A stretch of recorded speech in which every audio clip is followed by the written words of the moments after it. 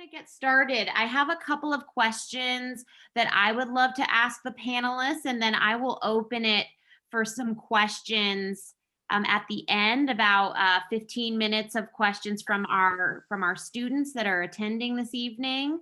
So the first question we'll have, diving in, is actually, I'm sorry. I before I dive into the questions, I did want to first, sorry, Elizabeth, I wanted to give Elizabeth Perez a moment to introduce herself. And she has a short announcement as well, as she is supporting this event this evening as well. No problem. Thanks so much, Anna, and thanks everyone for being here. Thanks also, Anna, for recording this so that we can get this out to anyone who misses it. It's so important that I encourage and stress upon you that there is a lot of opportunity for social workers in the public sector.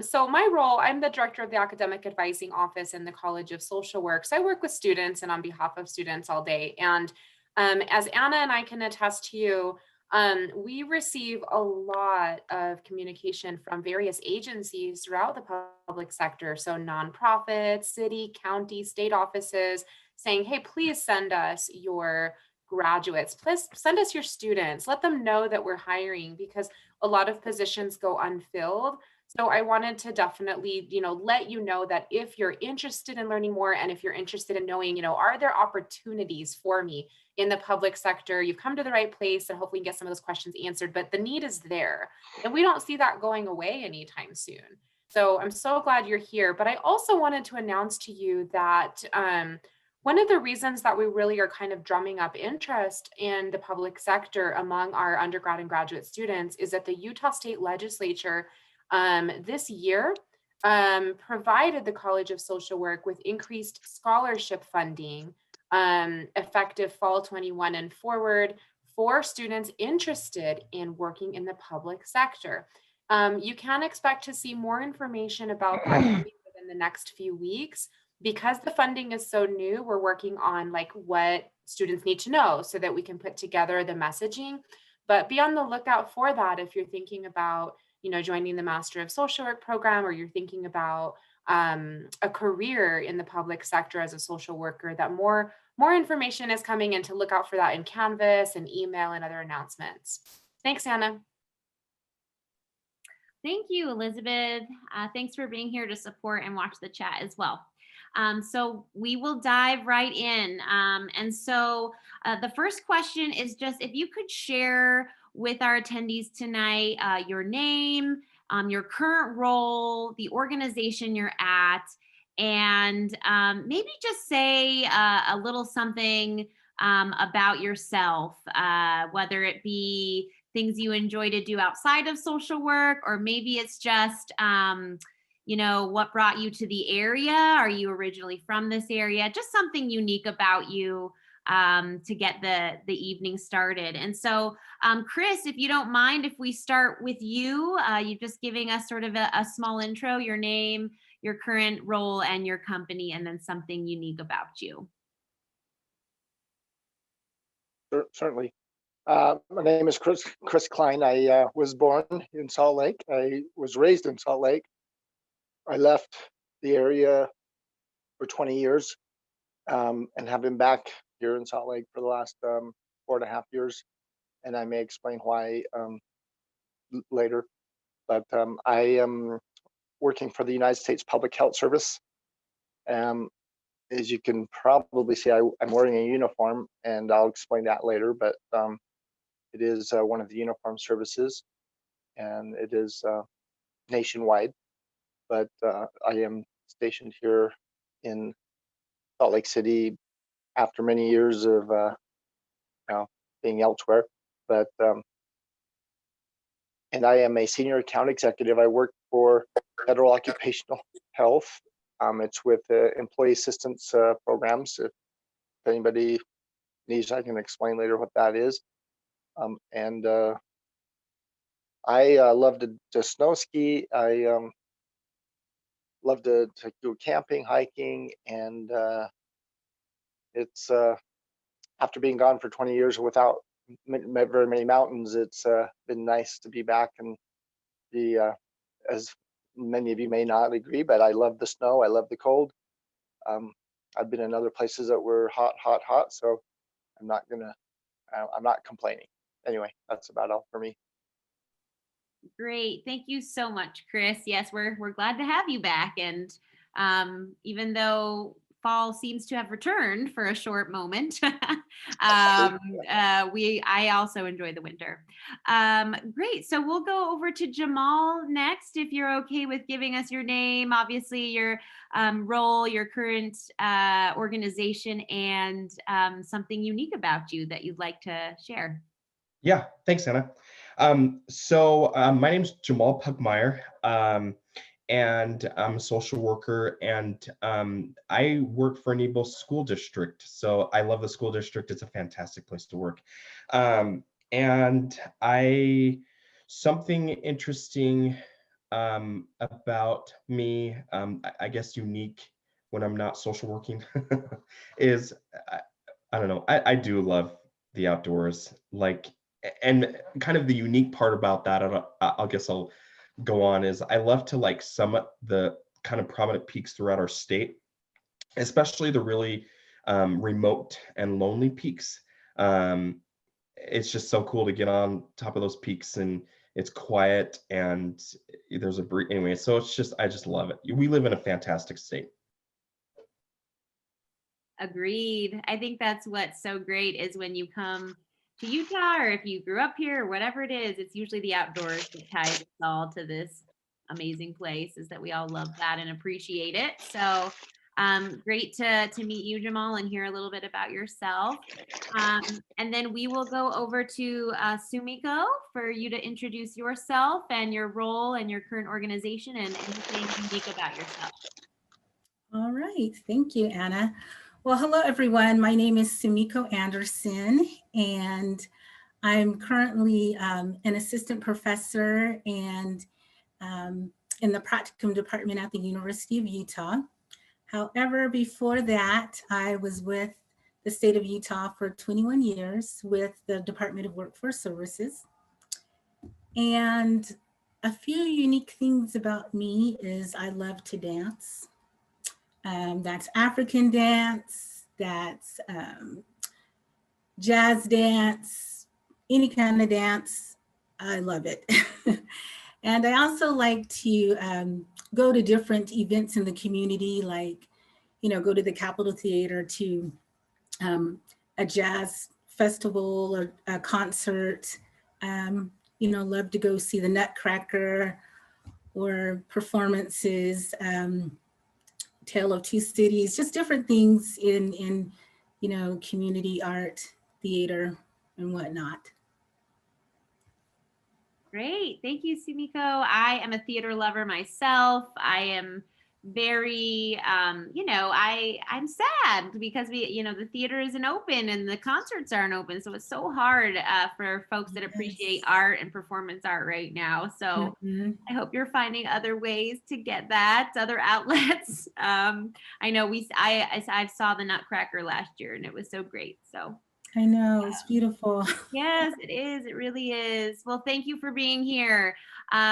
We'll transition into our next question, and we'll probably just popcorn around a little bit to give our panelists a time to prepare if they need any time. Our next question focuses on what really led each of you to choose social work. What was your thought process? Realizing and recognizing that we have students here today that are, deep in their MSW programs, but we also have students that are considering MSW. We have students that are from SLIC who may be applying to the BSW program. So, what made you choose social work? And then a step beyond that, what made you sort of turn or lean towards the public sector? And I know that in a lot of our panels, folks just say, oh, I kind of ended up here. So that's fine too, if that's sort of what happened. But I know there are a lot of folks and alums that intentionally choose the public sector, as that's where they really feel like that they can have an impact. So I'm going to bounce back to Jamal, if that's okay, Jamal, to have you answer that question, and then we'll go to Chris after that, and then Sumiko after that. Yeah, so it just first question being kind of like what led me to social work, right? I think that everybody kind of has their own unique story. One of the unique things about being in this profession is that everybody comes with something, and that's kind of, I think, what makes kind of the practice really powerful, is that people who are really good at what they do, they bring that unique part of themselves that kind of gravitated towards the profession, and it helps other people. And so for me, when I was younger, when I was 21, I worked at my first residential treatment center, and I worked with some really phenomenal people there, and I wanted to be a part of the work. And then the thing I think that really compounded that is that I'm adopted, and spent time in the foster care system, and in that transition, and kind of everything that took place there, I met some really great people who had a real profound impact on my life. And so that's a small segment of myself that I think that is kind of a part of my story, and that kind of, I think, in a small way permeates into the work I do. And so I think that's how I ended up in social work. Is I love the humanity part of social work. Excellent. Thank you so much for sharing that, and for opening up about your own personal experiences. I think that's so real for so many of us that end up turning to social work, is that we have a personal tie ourselves or have been impacted ourselves. So thanks for sharing that. Great perspective. Chris, let's move over to you. Tell us a little bit about why you chose this field and the public sector in particular.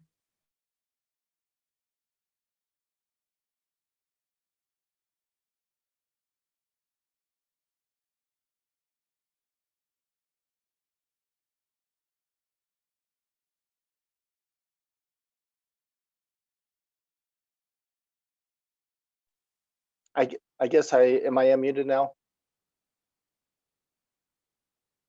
Am I unmuted? Okay. I'm sorry about that. I didn't realize I need to unmute. Okay, so I'll start again. I was started school at the University of Utah in the fall of 1978, which is a long time ago, but it was fun and I enjoyed it. And during the summers off, when I would go and work to earn money, there was a ranch up in Idaho called Low Bunyan Boys Ranch, and it was it wasn't for troubled boys necessarily, but it was a opportunity to go work kind of in a social worky kind of environment where boys from all over the country, mostly Intermountain West, but there were a few from farther away, that we worked with, and it was more of a just help boys just learn how to work, because it was kind of a working, and I say working, we had horses, we had stuff, just fun stuff to do, go hiking and camping overnight. Anyway, that was kind of my introduction to kind of like social worky type of stuff. And I did in my junior year, believe it or not, I took it was called the Strong Campbell Vocational Interest Test, and because I really didn't know what I was going to do when I was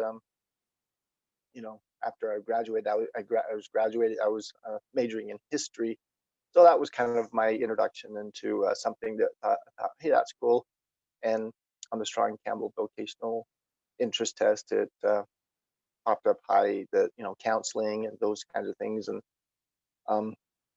my father was a psychologist and actually taught at the University of Utah for 35 years. And I guess part of it was I was not going to go into psychology because that's where my dad was. And anyway, so social work was sort of the next best thing. And that's kind of what led me to decide to go into social work. Is I just loved interaction and working with people. And my first job actually was in the public sector locally in Salt Lake was for Valley Mental Health.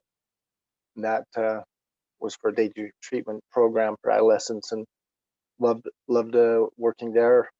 It was good getting my feet wet, or just on the ground, as far as knowing what being a social worker was all about. It was hard for me, but at the same time, it was rewarding. I think that's it. I think that's answering the question, hopefully. Yes, that's great. Thank you so much for telling us a little bit about your background and where you started and how it led you into this field. I think, yeah, I mean, it's very relatable to be in college and not know where you are meant to be or what your purpose is. And it's great to hear that you had people supporting you and an assessment that helped you and encouraged you to follow your strengths. So Yeah. that's great to hear. Yeah. Thank you. Great. Then we'll move Yeah. on over to Sumiko. If you just want to tell us a little bit about what led you to choose social work as a profession, and you were at the Department of Workforce Services for a very long time. So what led you to choose sort of the public sector?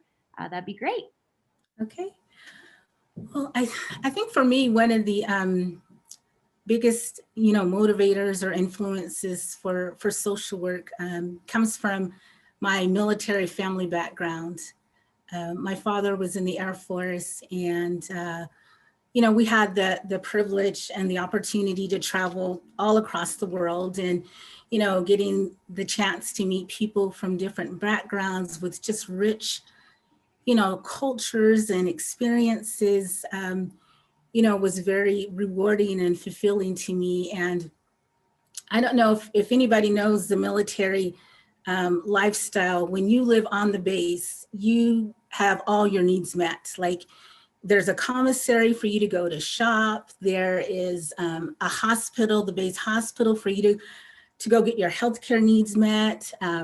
There's even a youth center, like a recreation center for the youth to go and hang out and to participate in sports and activities and, leisure events and whatnot. And so on that base, all my needs were met. But when, me and my siblings and friends, when we would go downtown or off base, the story was a little bit different.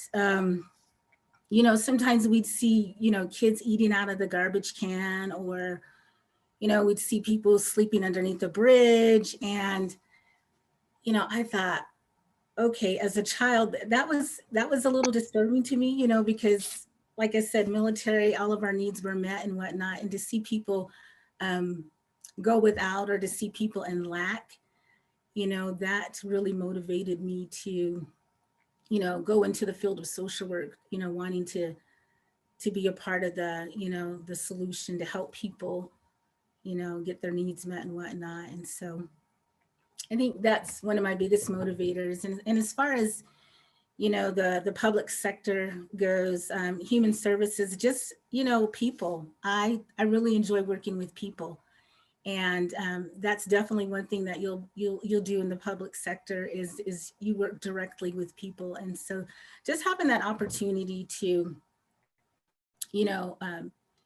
hear people's stories, to share, some of their triumphs that they've been through, that, has really had a profound impact on my life, to be able to help and assist people, to get their needs met and, improve their life and their family's life.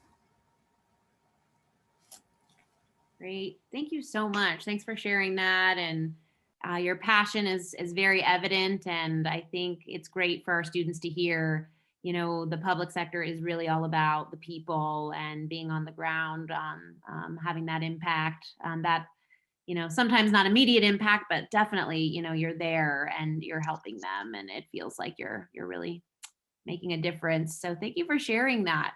Very helpful. Great. We're going to transition into a new question. So I'd love to ask our panelists, can you tell us a little bit about what it is that you do in your current role? I know you may all wear a couple of different hats potentially, but let us know what your role is again and what you do really on the day to day, and then one challenge and one reward of your job. So, just so the students here can kind of gauge what it is that you're doing, who you're serving, and then what's one challenge and one reward. So Jamal, if you're okay, if we bounce it back to you, that would be wonderful. Okay, so day in the life of a school social worker. It's kind of funny you asked that question because like the first thing that popped in my head is like I usually go into the high school with a plan, and within like 15 or 20 minutes, it's out the window. And that's what happens when you work with people, right? It's like you have this plan, you have this you're going to be productive, just forget it. And I say that kind of being half jokingly, but half not, Mhm. So at the school, so for Nebo School District, so there's 6 of us social workers, of course, I being one of them. And so, one of the things that we do at the school is do a lot of individual work. So we're meeting one-on-one with students. One of the other things that we do is we do groups. I run a DBT group and then use a curriculum called Y-Try that we use. And so, that those are some of the major things that I do. And then one of the other things that I'm a part of is our diversity and equity inclusion committee. I actually started at Freeneyville School District. It's very much in its infancy, but really we are, we're working hard to try and find some of the systemic barriers that, kind of exist within our own school district, and just the overall student experience. So those are some hats that I wear. So the challenges with that are that, sometimes the public sector moves really slowly. And as a social worker, your tendency is to want to just get in there and just like push things along. And so it can be really frustrating to sit and wait for other people to kind of sign off on things. And one of the things I love about working at the school is, and I feel extremely lucky, is that there is a lot of autonomy, and there is, we do get our summers off, and so, I have a little son, and so, spending time with family is really important, and I feel that it offers that great balance. And then working with the students is just phenomenal. I really love that part of my job. Great. Thanks, Jamal. Thanks for sharing insight into your day and recognizing that, yeah, I'm sure it changes, especially working with high school students. Every day, I'm sure, is very different. But yeah, very rewarding. Rewarding work, it sounds like, and great to hear about the autonomy that it gives you, and that you can really bring your own personal values into your job when you're thinking about your job. So I think that's Yeah. really, really helpful. Thank you for sharing. Yeah. Awesome. Chris, we'll go over to you. Just hear a little bit about what you do on the day-to-day, and one challenge and one reward of your role. I manage employee assistance programs, and I'll just do a quick rundown what that is. It's kind of a pre-mental health benefit, as a matter of speaking. It's not part of what most people's like medical benefits would include, like mental health counseling. It's a lot of private companies, but in my situation, I'm managing for the federal government. Many of the federal agencies who have the employee assistance program, a common it's 1 to 6 sessions, which is no cost to the employee or their family members, and it's basically free. It's confidential. They can go see somebody face to face. Generally, if it weren't for the coronavirus, it's normally face to face, but it's also telephonic, and now it's virtual for the most part. But it's all across the country, so that's before the coronavirus situation. I would travel to like California because I work with the Forest Service. So I would drive with one of the employee assistance counselors, and we would drive through all the Northern California forest. So this is kind of the fun part of my job, but it went back when, we were traveling a lot, and, I could, go see people in person and face to face. Again, some of my customers, when I say customers, are federal agencies, as you would expect, are in all 50 states. And so that was definitely the upside, is, being able to go and travel and see people in their own, where their work is, and see them in their element. So that was really fun. Maybe the challenge is, maybe just even the flip side right now, is just the fact that, I telework now from my home, which it is positive, but, I just telework from my home 5 days a week, and everything's on the phone or on my laptop. So, that works, but, it's not as stimulating, and, it's not as interesting as, being able to travel around. I won't go into other places that I've traveled, because this is kind of just a real quick positive and challenging situation for my job. And but I guess I answered the question. Okay. Great. Thanks, Chris. And that's just so real. I appreciate you sharing some of the challenges of working in a pandemic as a people person. How do you engage with people when you can't see them or be there for them? So that's certainly a unique challenge for anyone in social work right now. And I appreciate you sharing some of those realities. And we hope that things change and you can get back out there on the open road and serve all those federal agencies. It's really amazing to get to have that kind of exposure and impact. So thank you for sharing your experience. You bet. Yeah. And then we'll move along to Sumiko. If you just kind of want to give us a little bit more about your day-to-day. I know you're wearing a couple hats, obviously, working here at the U, but would be helpful to know where you're at with that, and one challenge and one reward. Okay. And so, what I'll do, Anna, is I'll start just talking about the work that I did at the state of Utah, since it relates directly to the public sector. So when I was with the state, I was a licensed clinical therapist, and one of the things that we did was provide mental health services to families that were on the financial assistance program.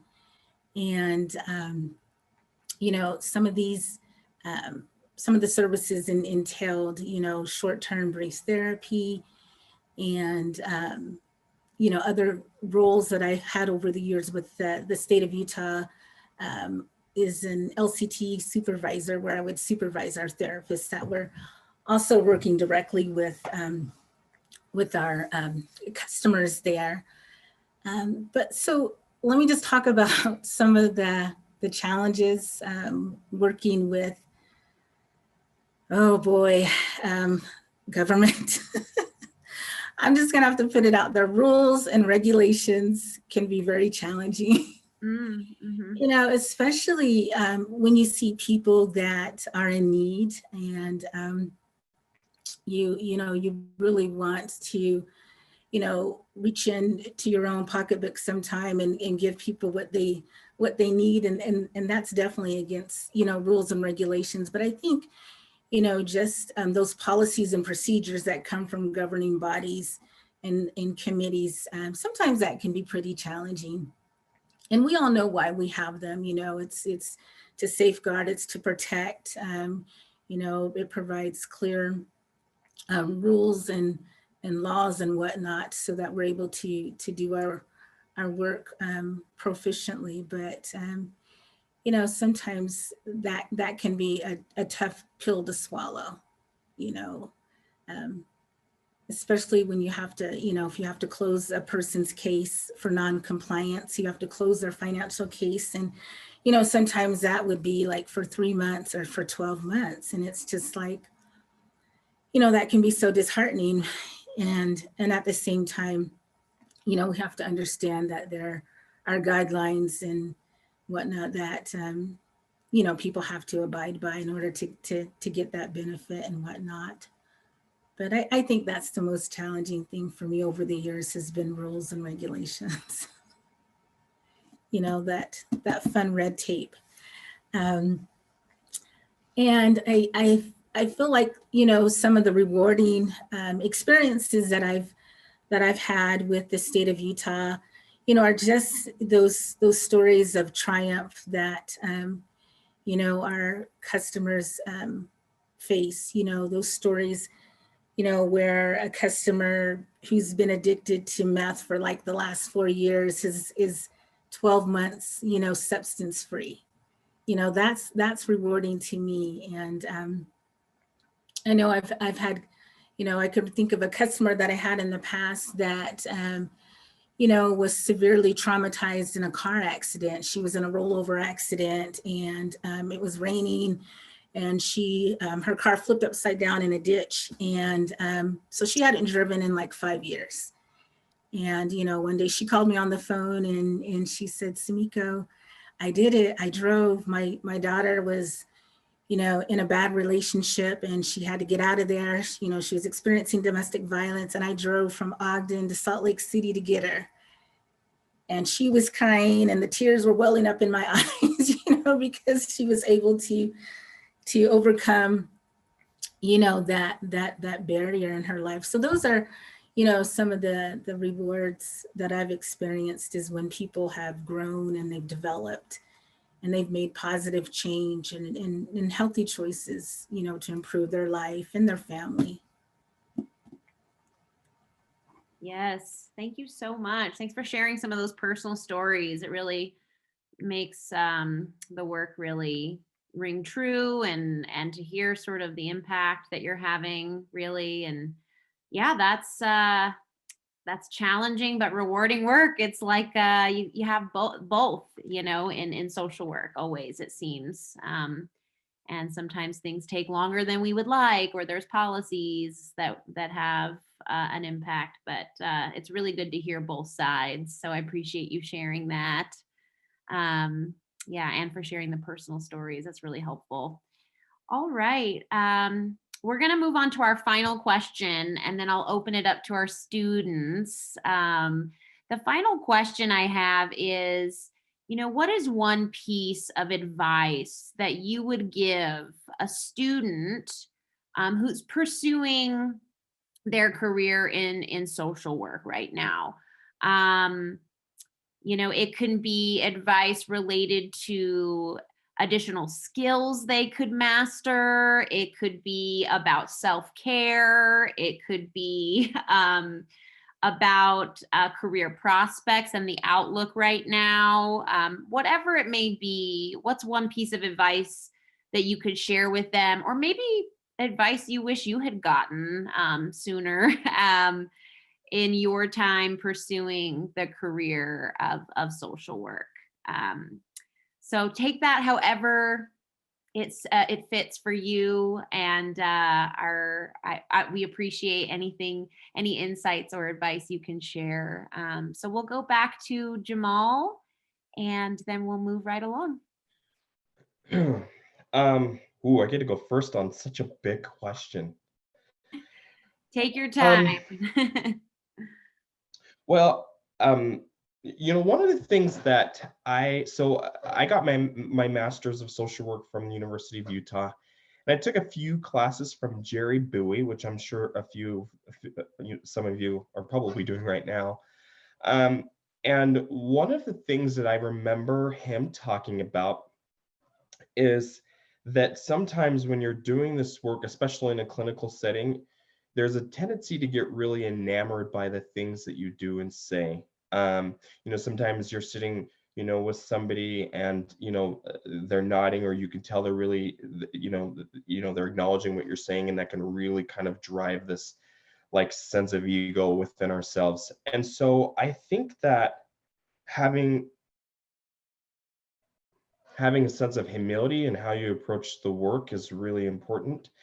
And I think that humility kind of translates into what it is that you want to educate yourself on going forward.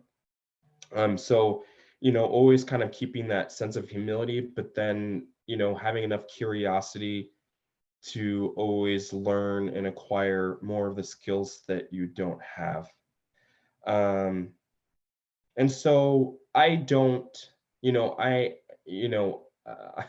in my beginning years of this.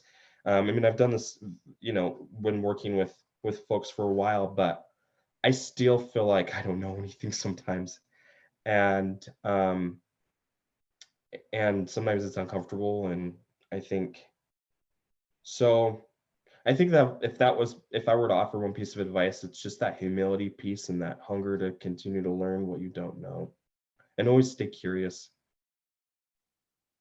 Yes. Thank you so much, Jamal. That's such a great response. And just to hear you say that, even in your days as a social worker, there will be times that you don't know, and to stay curious and to ask questions, and not be afraid to continue to build skills as you go along in your career. I think that's really a powerful statement. And thank you for sharing the piece about staying humble and having humility in the work. I think that's really grounding for a lot of social workers. So thanks for sharing that.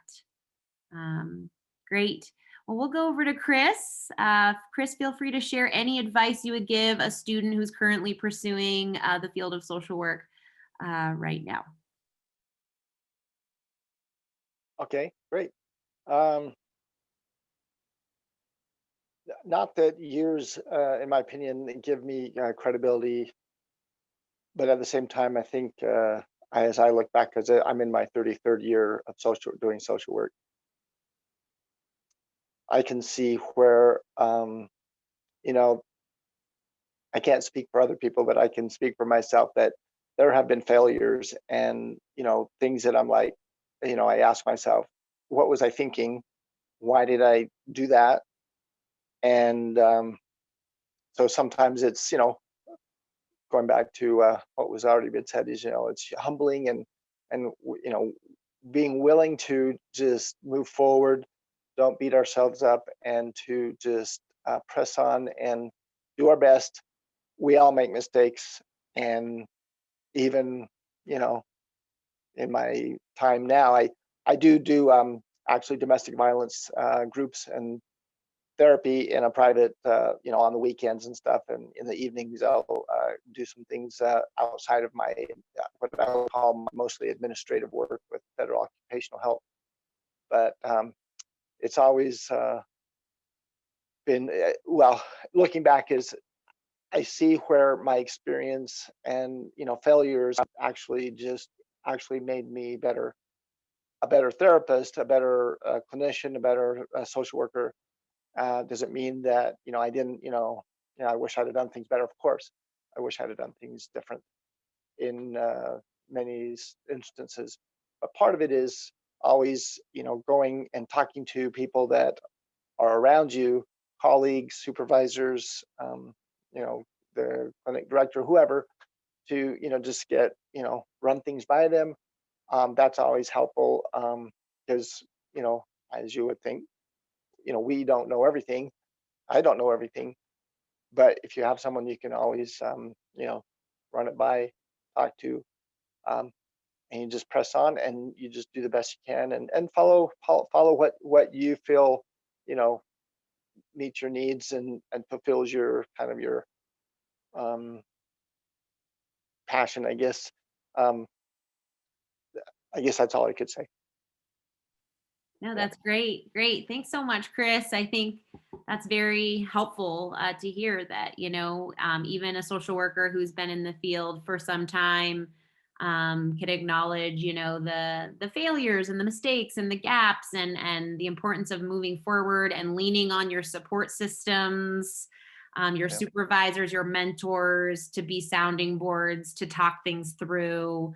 Nobody has, the one final right answer to anything. So I think that's really powerful for our students to hear today, and that you're always learning in this profession, for sure. So, Yeah. yep. So thank you for sharing your You perspective. bet. And Sumiko, will round out with you on what's one piece of advice you would give our students today on navigating this field or taking care of themselves in this field. I think one of the things I would say is that get used to wearing different hats. You know, in the wonderful world of social work, you got to be able to do different duties and roles and whatnot. So, you know, whether you're wearing a baseball cap one day or a cowboy hat the next day, you know, just expect to do a wide variety of duties and tasks. And, you know, some of those other duties is assigned. But one that I would really encourage people to focus on would be the role of brokering, you know, just, you know, becoming aware of what's available in the community in terms of resources. You know, your agency, your, you know, your center, wherever you work at, there's a strong possibility that they may not be able to provide customers and your clientele with all of the programs and services that they need. So it's real important that you become well versed in what the community has to offer, and, you know, just taking time to you know, network and to collaborate and partner with other agencies, with other schools, with hospitals, with other providers in the community. You know, I think that that's really important, a part of the work that we do. We can't do it alone. You know, we all have strengths, we all have talents, we all have gifts. You know, we all have this knowledge, you know, but when we come together, you know, for the common good, and we utilize each other's strengths and whatnot, we're more powerful. And so that would be my recommendation, is just to get out there and get to know your colleagues and, you know, people in the community, and, you know, work together to help people. Great. Thank you so much. It's interesting, a panel we did about a month ago, there was another panelist that said something very similar when asked this question is, you know, the power of partnership and networking and knowing your community and your community resources can only make you a more powerful, more impactful social worker because you have those connections. And even the peers that you see in your classroom, you know, right, sitting next to you, you know, the peers that you're going to school with or that are in your cohort will eventually be your connections as well. And staying connected with your peers can be your greatest network at some point. So I really appreciate you sharing that, Sumiko, and the power of relationship building in this field is so important. Especially on a career perspective. You know, we know social work is a very relational field. And as you all, as students, go out into the profession, you know, staying connected to your faculty, to your peers, to your supervisors and your practicums, those connections will really serve you long-term if you foster those relationships over time. Whether that's a check-in here and there or a follow-up.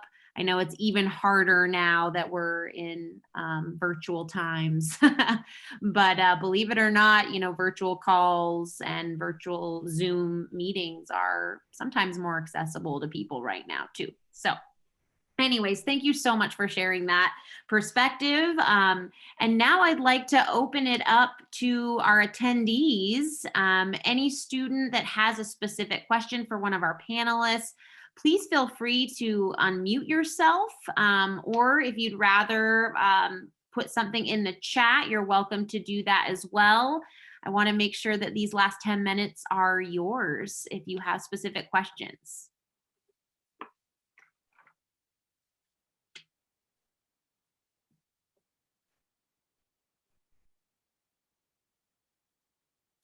So we have one question here. Jamal, do you visit students in their homes as a school social worker? Yes, I do. often. Well, I'm not in their homes now because of COVID, but yeah, that's a big part of what I do. I do a lot of home visits. Mhm. And are you just engaging with the families to kind of get an idea of what's going on in the home? Is that sort of your role as a social worker in those home visits? Yeah, just kind of piggybacking off Sumiko's comment, which I thought was super relevant. A lot of it is making referrals to the various community partners we have. I spend a huge amount of time referring to our county mental health provider, Wasatch Behavioral Health, to DWS. And I work a lot with like Stacey Anderson and folks here, the other LTCs down at DWS. So our food banks, food care coalition, yeah. Excellent. Thank you. And thanks to Naja for the question. Other questions from our students who are attending today? Don't be shy. This is a great opportunity to ask those burning questions, curiosities. All right, let's see. Tina, what community groups, professional organizations have fostered the greatest collaboration with other social workers? So we can open this up to any of you all if you feel called to answer. Professional organizations, community groups have fostered the greatest collaboration with other social workers.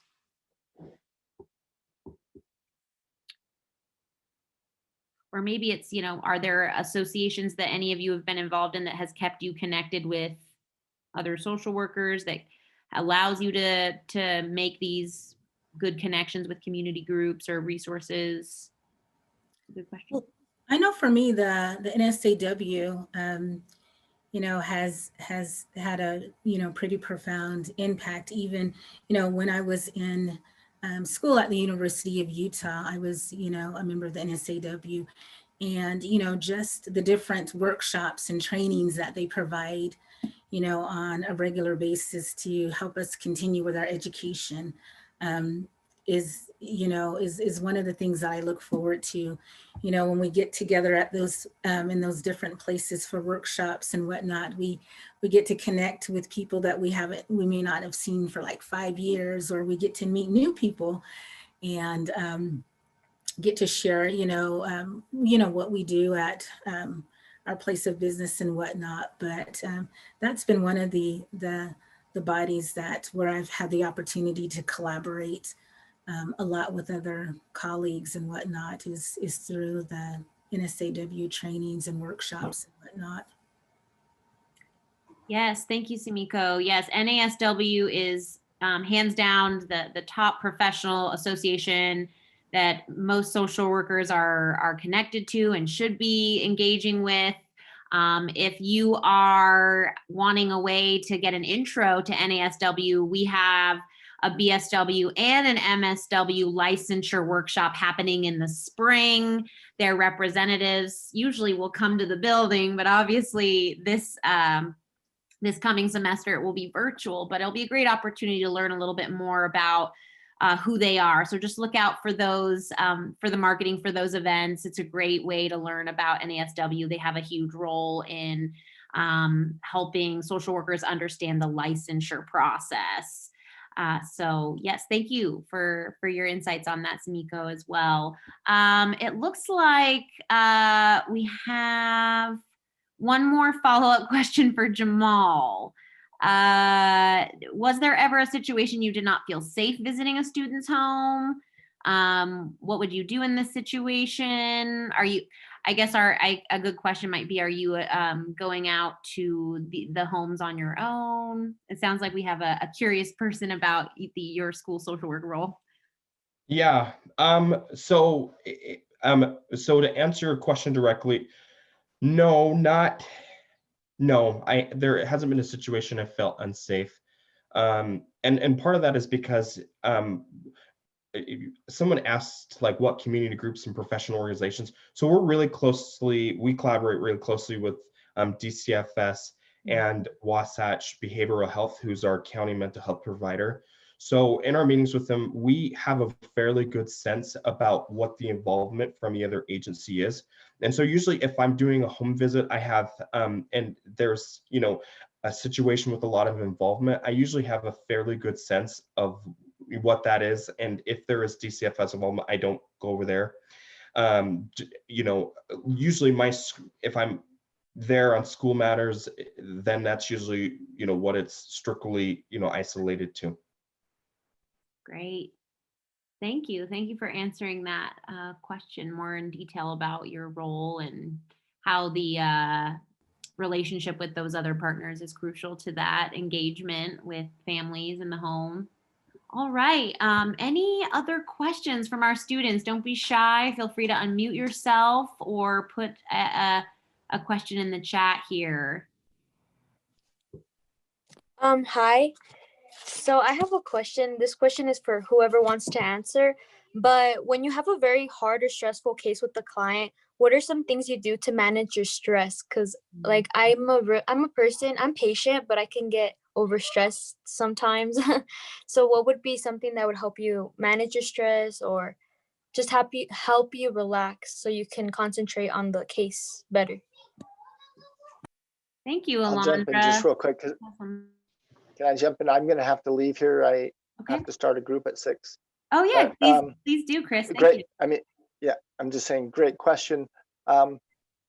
What I do is it's learning how to recognize what's my problem and what's not my problem. I think that's the key. Is sometimes, and I did this. I'm guilty of taking on other people's problems. You know, earlier on, you know, as a younger social worker.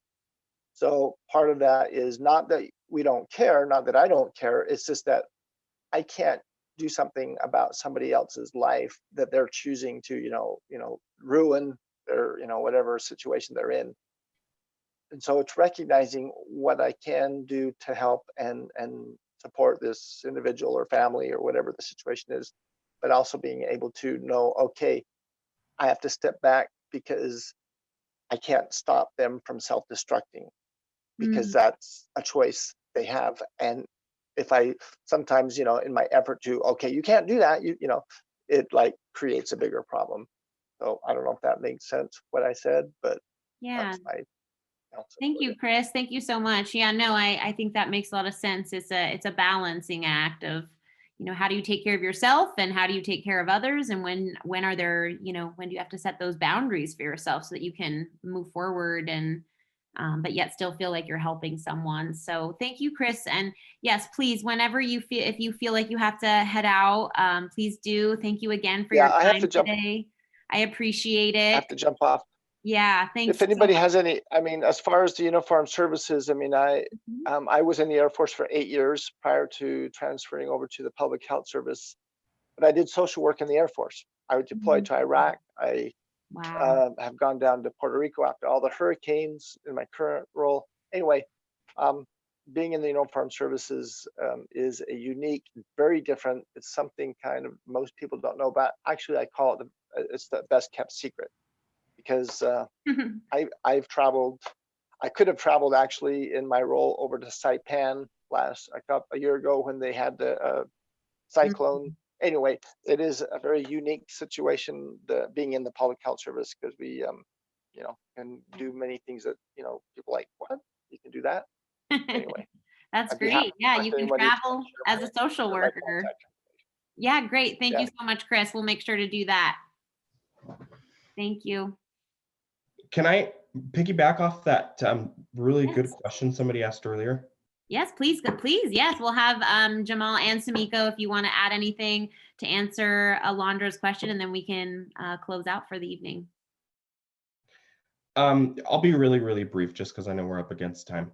But one of the things that I think is, and I'm going to be just really candid, sometimes you are, like as a school social worker, I mean, we do a lot of work with suicide prevention and, you know, working a lot with suicidal ideation and self-harm. And I remember, you know, as the panelist was asking the question, or the audience, or who was it that asked the question? Anyway, I was reminded of an experience last year about a student that had a pretty lethal plan to end her life. And I felt sick to my stomach. I felt nervous, like my mind went blank. And it took me a second to really like gather my bearings together and figure out, like, this is what I need to do. Like, I couldn't get a hold of a parent. So I felt I was super stressed. And so I wish I could say that there's going to be times where you feel stress and you really, really feel that like intensity of the crisis. I think that as you go along, and as time goes on, you learn things along the way that allow you to respond differently in the future. So there's going to be times where you're really screwed up, um, and that's why you have supervisors and other folks that can kind of help guide and steer, different ways of working with that. But so yeah, that's my short. That was a long reply. Sorry.